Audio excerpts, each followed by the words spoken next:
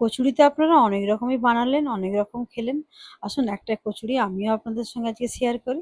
আশা করি আপনাদের এটা ভালো লাগবে। যদি ভালো লাগে অবশ্যই চ্যানেলটা সাবস্ক্রাইব করে পাশে থাকার অনুরোধ রইল।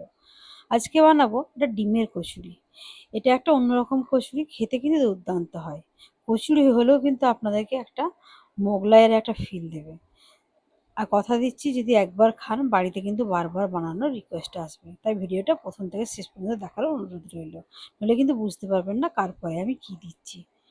একটা কড়াই গরম করে নিয়েছি, এর মধ্যে কিছুটা আমি সাদা তেল গরম করতে দিলাম। আপনারা চাইলে সর্ষের তেলও দিতে পারেন, কোনো অসুবিধা নেই। আমার হাতের কাছে আজকে সাদা তেলটা ছিল, সাদা তেল দিয়ে বানাবোই ভাবলাম, তাই সাদা তেল গরম করতে দিলাম। আর খুব মিহি করে কুচানো একটা পেঁয়াজ আমি এখানে দিয়ে দিলাম।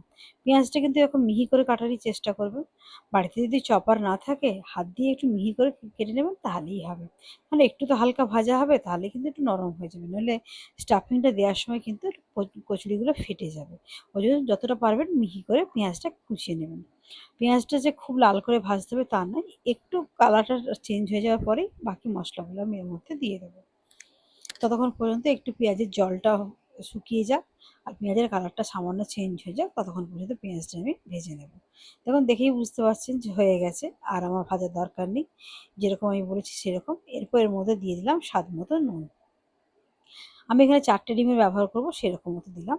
একটু দিলাম হলুদের গুঁড়ো, সামান্য লঙ্কার গুঁড়ো, একটু ঝাল ঝাল নুন হবে সেরকম, একটু ধনের গুঁড়ো দিলাম, একটু আদা রসুন বাটা দিলাম। আদা রসুন বাটা দিয়েছি, আপনারা চাইলে আদা রসুনের কুঁচো দিতে পারেন। তবে দেখুন যত কুচনো জিনিস দেবেন তত কিন্তু এগুলো একটু পুরটা পুরটা এরকম ভেতরে ফেটে যাওয়ার একটা সম্ভাবনা থাকবে, ওই জন্য আমি এখানে আদা রসুন বাটাটা ব্যবহার করলাম। একটু দিয়ে দিলাম কসুরি মেথি। এই কসুরি মেথিটা অবশ্যই দেওয়ার চেষ্টা করবেন, এতে এতে ফ্লেভারটা কিন্তু খুব সুন্দর আসে। এগুলো খুব ভালো করে একটু ভাজা ভাজা করে নেবেন, কোনো রকম জলের ব্যবহার করবেন না, তাহলে কিন্তু জিনিসটা ঠিকঠাক হবে না। এখানে আমি 4টে ডিম সেদ্ধ করে গ্রেট করে নিয়েছি। আপনাদের দেখানোর আর সময় নষ্ট করলাম না, তাহলে ভিডিওটা অনেক বড় হয়ে যাবে। মোটামুটি আমরা সেদ্ধ করা জিনিস গ্রেট করতে কম বেশি সবাই জানি। এটা কিছুক্ষণ আমি একটু মিক্স করে নেব। খুব বেশিক্ষণ নয় যে ডিমটা চিবড়ে হয়ে যাবে এরকম বেশিক্ষণ নয়, কম আছে একটু মশলার সঙ্গে জিনিসটা মিক্স হয়ে যাবে এরকম মতো একটু মিক্স করে নেবেন। এরপর এর মধ্যে আমি দিয়ে দিলাম 1 চামচ ছাতু। 1 টেবিল স্পুন দেবেন তাহলেই হবে। কারণ যেহেতু 4টে ডিম আছে 1 টিস্পুন দিলে কিন্তু হবে না। 1 টেবিল স্পুন মতো দেবেন, তাহলেই জিনিসটা ঠিকঠাক পারফেক্ট মাপ মতো হবে। এই ছাতুটা দিলে একটা বাইন্ডিং এর কাজটা করবে। এই ছাতুটা দেওয়ার পর একটু নেড়ে নেবেন, তাহলে দেখবেন যেটুকু ময়েশ্চার থাকবে সেটা কিন্তু ও টেনে নেবে। দেখেই বুঝতে পারছেন যে শুকিয়ে গেছে, তলায় কড়ার মধ্যে কিন্তু লাগতে শুরু করেছে। এরপর এটা ঠান্ডা হতে দেবো। এরপর আসুন ময়দার ডোটা বানিয়ে নিই। এখানে আমি আমার প্রয়োজন মতো ময়দা নিয়ে নিয়েছি। আমি এখানে ময়দা মোটামুটি 400 থেকে 500 গ্রাম মতো নিয়েছি। সামান্য নুন দিয়ে দিলাম, নুন না দিলে টেস্টটা সুন্দর হবে না। অল্প একটু চিনি দিলাম, চিনি দিলে বেশ খাস্তা হয়। এটা আমরা অনেক কম বেশি অনেকেই জানি। একটু কালো জিরে দিলাম, একটু জোয়ান দিলাম। এতে টেস্টও বাড়ায় আর দেখবেন অম্বলেরও সম্ভাবনাটা থাকে না। আমরা তেলে ভাজা জিনিস খেলে কিন্তু কম বেশি অনেকেরই অম্বল করে, এটা দিলে কিন্তু অম্বলটা হবে না। এখানে 2 চামচ দিয়ে দিলাম সাদা তেল। এগুলো বেশ হাতের সাহায্যে শুকনো উপকরণগুলো ভালো করে মেখে নেবেন। তেলটা যদি ভালো করে ময়দার মধ্যে মেখে নেওয়া হয় তাহলে কিন্তু ময়ামটা খুব সুন্দর হয়। লুচিগুলো কিন্তু খুব সুন্দর হবে। এরপর একটু উষ্ণ গরম জল, উষ্ণ মানে হাত ডুবিয়ে রাখতে পারবো না, অথচ খুব গরম ফুটন্ত জল নয়, এরকম একটা টেম্পারেচারের জল দিয়ে আমি ডোটা কিন্তু মাখবো। ডোটা একটু শক্ত শক্তই মাখবো, কেন পুরটা ভরার পরে যাতে ফেটে না যায় এরকম, আর খুব নরমও হবে না এরকম। আমি ডোটা মাখবো, সেটা আপনাদের মেখে দেখিয়ে দিচ্ছি আমি যে কতটা শক্ত। দেখুন আমি হাত দিয়ে মাখতে পারছি, এরকম গরম জলটা আমি কিন্তু মাখবো।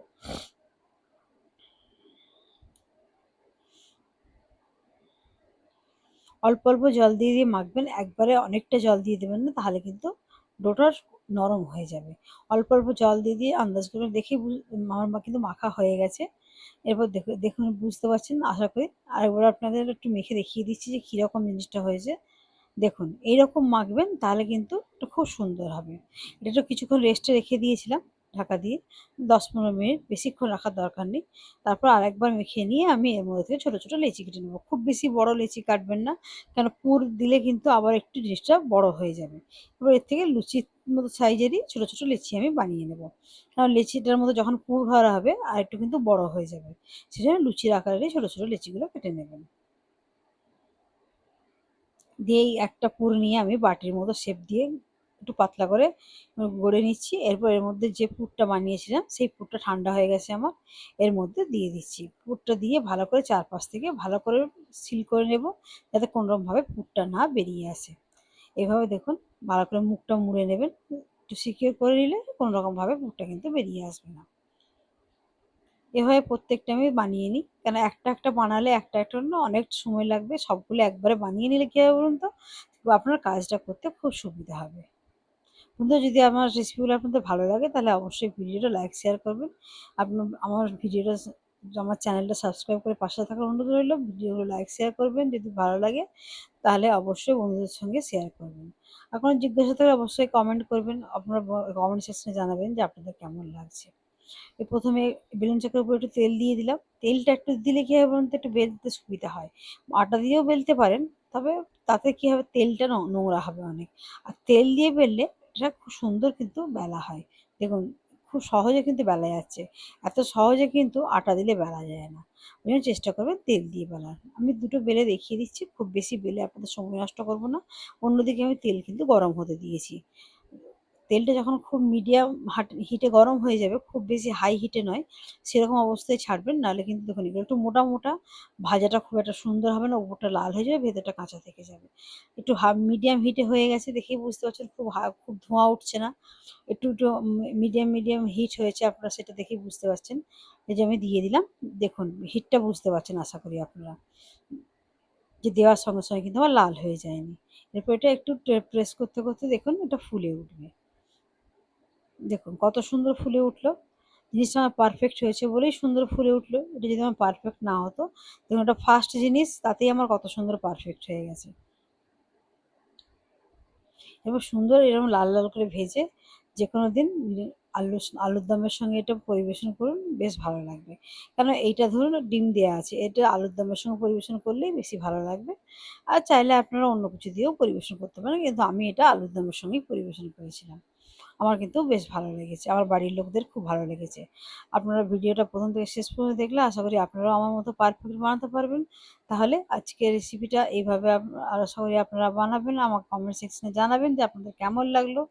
তাহলে আজকের রেসিপিটা ভালো লাগলে আপনাদের আশায় বসে থাকবো যে আপনারা কেমন লাগছে আপনারা জানাবেন।